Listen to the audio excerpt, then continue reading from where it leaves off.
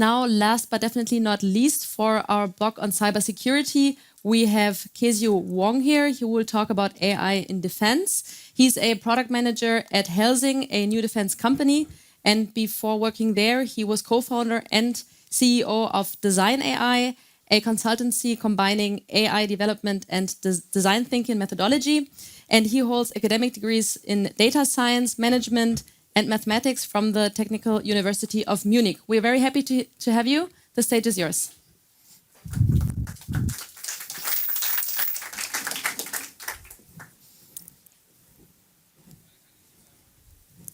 Okay, can you hear me okay? Nice. So happy to be here. My name is Keesiu Wong. I'm a product manager at Helsing. Helsing is a new kind of defense and AI company.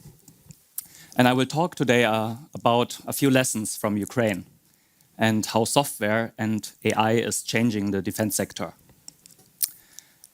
Helsing was founded on the basis that Europe is not investing enough in exploiting AI to protect our democracies. And we only need to look at Ukraine to understand that. In Ukraine, technology plays a fundamental role. It's all about agility and information advantage.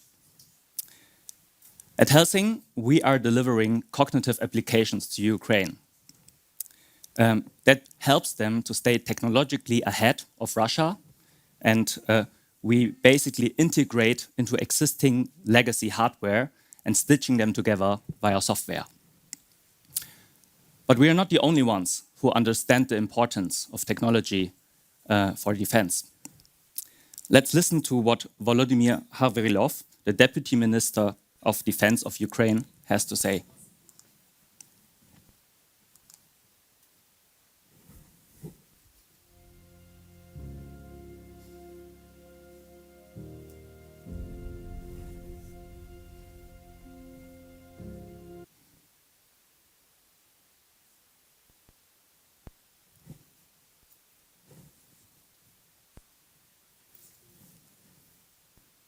Some technical issues. Gives you more time to read the headlines.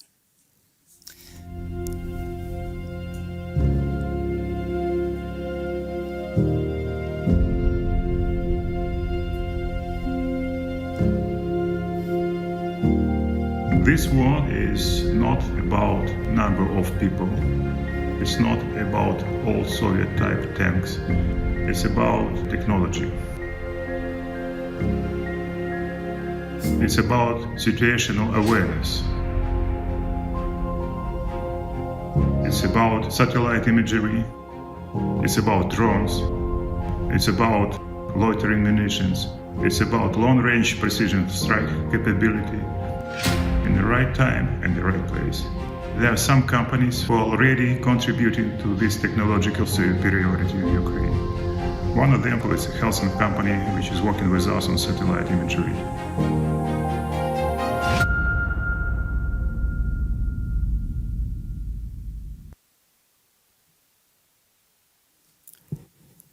So you have seen that software and digitalization play a crucial role in Ukraine. One example of it is a software called GIS-ARTA. And it's a software not developed by us, but I just wanted to mention because it's such a good example.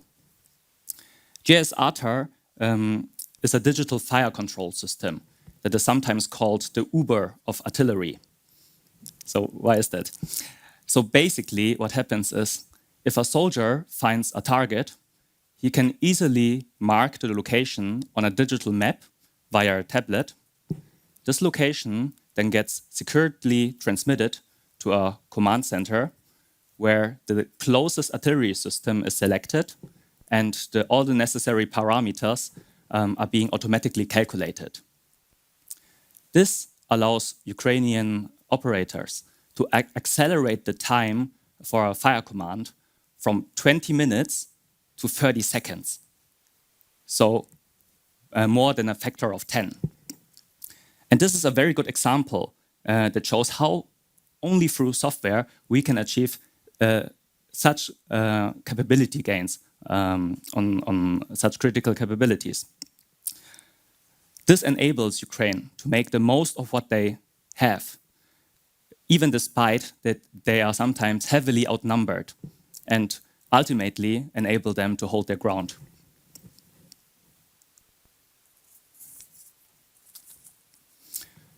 If we look into the past, previously, warfighting capabilities was all about developing and centralizing them into individual platforms.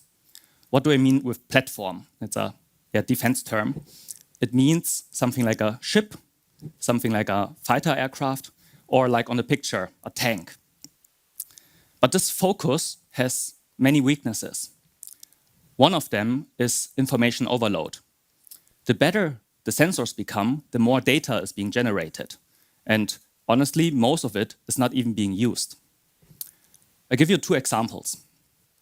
There are satellites that make over 1,000 images per day, and the human operators can only process about 5% of them. If you look at unmanned drones, they can produce over 14 hours of video material in just one mission. And 99% of this data is never being used. So in Ukraine, what we see is a shift away from this platform focus. Their capability gains that I described are generated through cross-platform communication, coordination, and collaboration. So it's all about information advantage, getting the right information at the right time to the right place.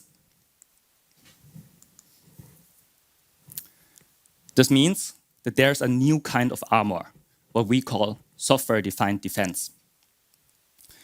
In Ukraine, we see a new pragmatism in how they establish that, on the user side, but also on the official side.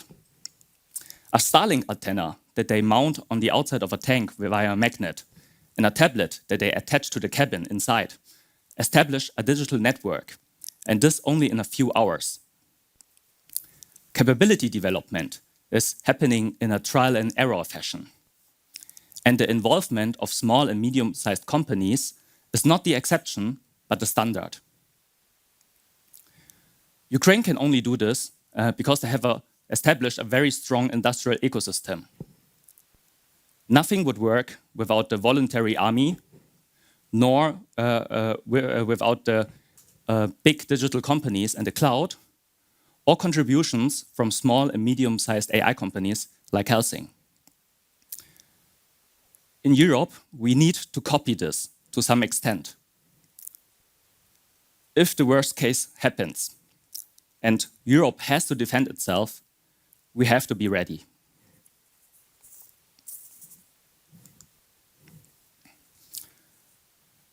Another good example on how software already changes the fate of countries today is so-called electronic warfare, or shorthand EW. In fact, wars today can be won or lost in the electromagnetic spectrum. Last year, 24th of February, suddenly all of the Ukrainian air defense systems were jammed. That means they were blocked by interfering signals.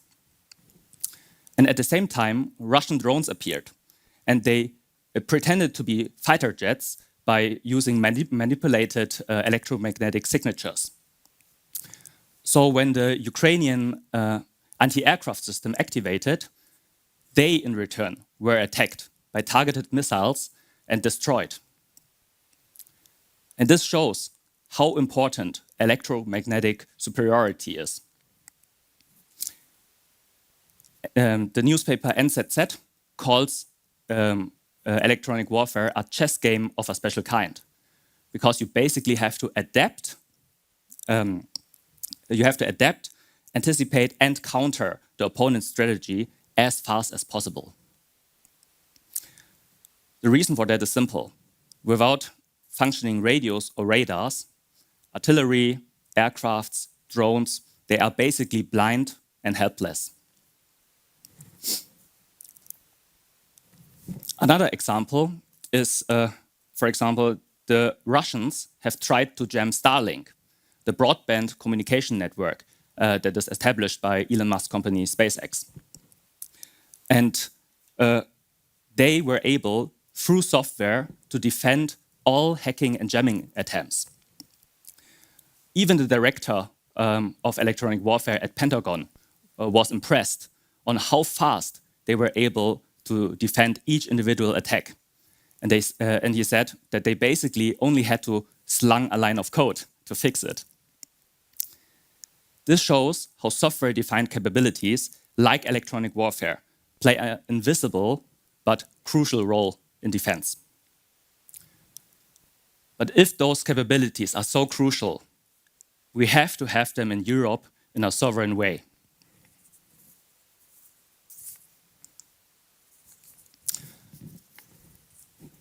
So if you look closer to electronic warfare, there's actually a general trend.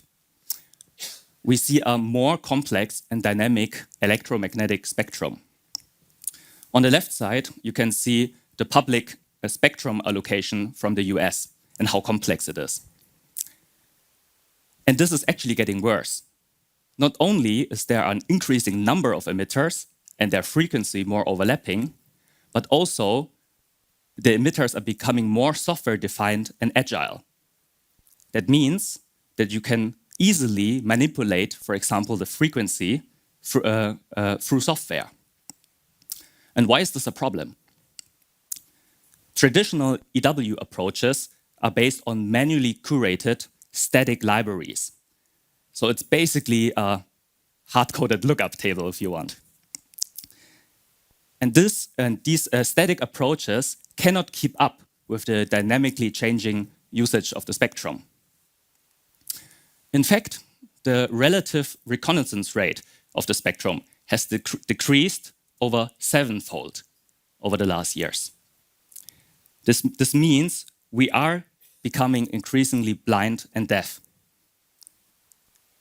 In conclusion, the traditional EW approach is becoming increasingly broken and clearly not future-proof.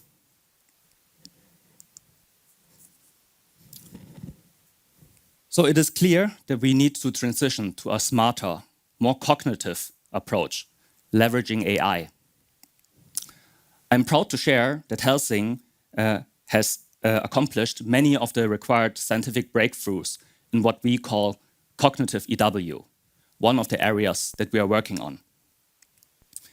Our cognitive EW approach allows EW operators to leverage data based on a deep spectrum understanding along the whole EW processing chain.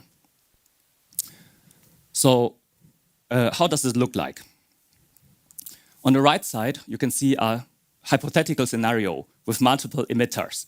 And on the left side, the sensed electromagnetic spectrum coming in with terabytes a second. What is there? Is there maybe a radar that is guiding a missile towards me? We don't know. We have created AI technology that gives clarity through a deep representation and understanding of the pulses. We can recognize even complex patterns. And this allows us to robustly classify agile emitters in real time and so-called de-interleave new ambiguous situations. And this is an example how AI can create situational awareness for operators, leaving them more time to make decisions on how they want to react.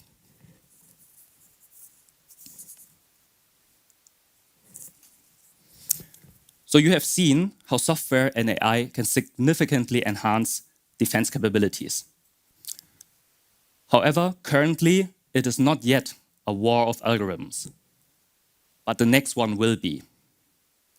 So what we need is a sense of urgency. If you read the news on German defense base, you know that the procurement system is a lengthy process. On average, it takes 15 years to develop a new platform.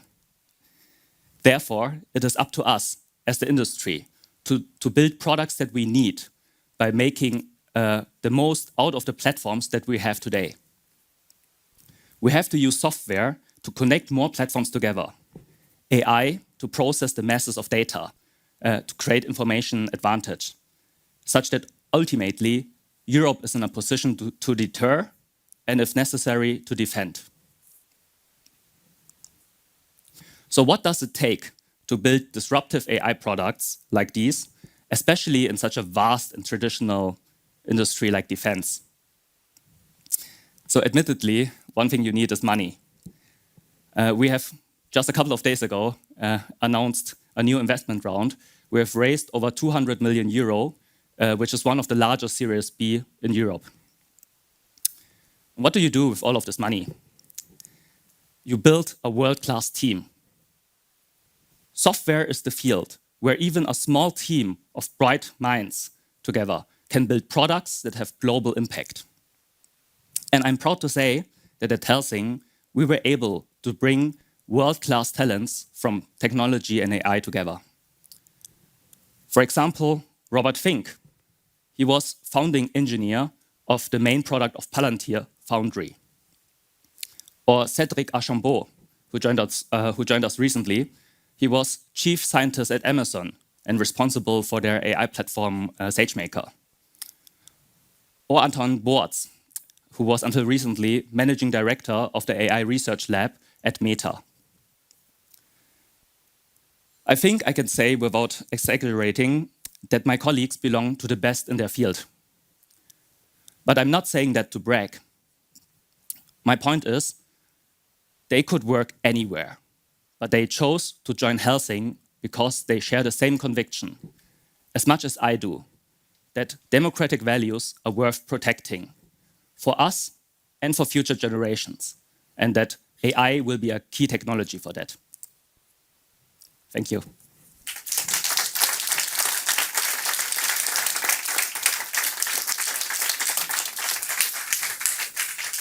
Thank you very much for this very insightful talk, bringing a sad reality we have in Europe back to our minds. We have still some time for a Q&A, so I'm happy to moderate the Q&A session. And I will introduce myself later. Yeah, we have a question over there. Thanks for the insights. I have one specific question. Since most of the exercises are not only done by one country, but joint and combined within NATO, what is your approach on merging the different data points from different countries in like a joint and combined setup? That's a very good and expert question here. And this is actually raising a key problem in defense. How can you manage to build AI systems on data that naturally is super secret and has to remain sovereign with each entity? This is a problem that you don't have in other industries, right? There you just try to collect everything centrally and then train it. What you need is a specific platform that allows model training on distributed data sets and mechanisms to decide who gets to see what data and who gets to use what model that was trained on what data. And actually for that, you need a specific infrastructure, and this is another thing that we're working on. Thank you. I guess we have still time for one last question. Here. Are your products used locally by, like, let's say, some center of ultimate warfare in Ukraine, for example, or by individual troops? So we have different products, and they are used at different locations, let's say. One big challenge is that, which is maybe particular to this space, you have to work on the edge. You don't always have internet connection to a cloud service or so. So you have to find out how can you manage your models on different devices, how can you update them, and how can you also use cloud connection when you have it, right? Because defense is one of the few fields where you have an active enemy who is trying to jam your connections. So it depends, but we are focusing on creating AI applications who are as much on the edge as needed. Thank you very much. Pointly on time. Thank you again. And hello and welcome everyone, and good afternoon.